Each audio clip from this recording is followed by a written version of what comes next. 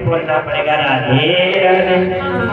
एक चबूतरे पर गांव के बाहर एक चबूतरा है। चबूतरे पर एक लंगड़ा मोर है, वो चुगा चुग रहा है।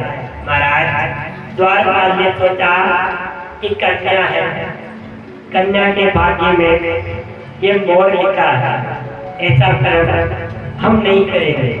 द्वारपाल महाराज राजा से जाकर कहते कि महाराज आज तो कोई चीज नजर नहीं आया। महाराज जाकर के वापस विसल देव को कह देते हैं कि कोई भी जीव दिखाई नहीं दिया। प्रेम से बोलना पड़ेगा राधे।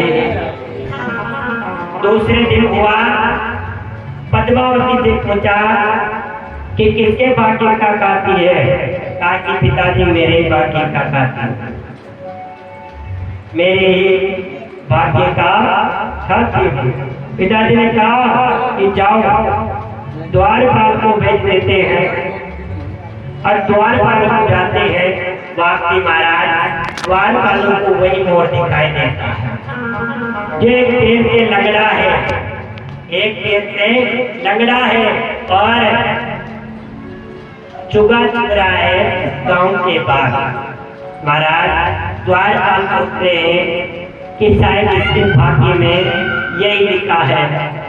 फिर सोचते हैं कि कन्या है, दोष लगेगा, वापसी चले जाते हैं। विष्णु देव से कहते हैं कि महाराज आज भी कुछ नहीं मिला है।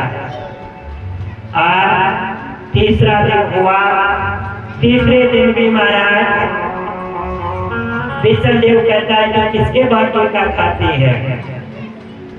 आज पद्मावती कहती है कि पिताजी मैं तो मेरे ही भाग्य का खाती हूँ, मेरे ही भाग्य का खाती हूँ। और महाराज वापस द्वारपालों को विष्णु राजा कहता है कि जाओ इस बार जो भी मिले खाली हाथ मत आना, नहीं तो मैं तुम दोनों को मार दूंगा। महाराज द्वारपालों से कहा कि अगर खाली हाथ आ गई ना, मैं तुम दोनों का वध कर दूंगा। और जैसे ही गांव के बाहर निकला, वही लंगड़ा मोर उसी समय उसी चबूतरे पर चुगा चुग रहा है। महाराज द्वारपाल ने सोचा कि इस कन्या के भाग्य में ये मोर लिखा है। और महाराज उस मोर को पकड़ते हैं द्वारपाल और राजा विष्णु देव के पास में लेकर चले जाते हैं। प्रेम से बोलना पड़ेगा राधे राधे। मोर को पकड़ कर विष्णु देव के पास में लेकर चले जाते हैं। विष्णु देव राजा कहता है कि बेटी, प्रेम से बोलना पड़ेगा राधे राधे। अभी मैं नीचे उतरूं, उसके बाद में जो पूछना है आपको बता दूंगा। महाराज जो मोर है वो मोर है, विष्णु राजा कहता है कि किसके भाग्य का खाती है? और कहती है कि पिताजी मैं तो मेरे ही भाग्य का खाती हूँ। और महाराज कहा कि मोर के साथ में इसकी शादी कर दो। भगवान विचार कर रहे हैं कि ये तो मनुष्य है, ये पशु है। विष्णु देव तू अच्छा नहीं कर रहा। पर महाराज अभिमान करने विष्णु देव राजा विष्णु देव चंद्रवती पद्मावती की माता मना कर रही है, पर एक भी नहीं सुनता है और पद्मावती का विवाह महाराज लंगड़े मोर के संग कर देता है। अब माता कहती है कि ये इस मोर को लेकर कहाँ जाएगी? इस मोर को लेकर कहाँ जाएंगे? राजा ने कहा कहीं भी जाओ। जाते समय राजा ने पूछा कि बेटे किसका भाग्य की खाती है? तो पद्मावती ये बात करती है कि मैं तो मेरे भाग्य का ही खाती। और राजा सोच रहा है कि एक बार की बेटी कह दे कि पिताजी मैं तो आपकी भाग्य का खाती हूँ, तो मैं मोर को दादा पर पद्मावती कहती है कि मैं तो मेरे भाग्य का ही खाती हूँ।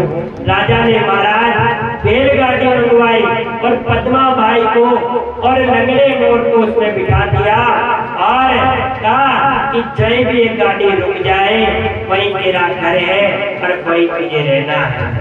जब चंद्रवती कहने लगे कि खाने पीने का सामान को दहेज में दे दो, महाराज पद्मावती कहती है कि जब मेरे पिताजी ने मेरे बारे में सोचा ही नहीं तो मुझे खाने पीने की भी आवश्यकता नहीं है।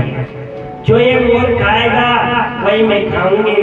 और महाराज मोर को लेकर पद्मावती बैलगाड़ी में बैठ जाती है और गांव के बाहर राजा छुड़वा देता है।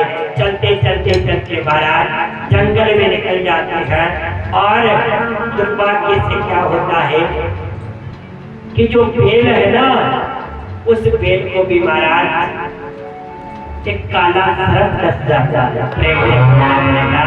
राधे राधे।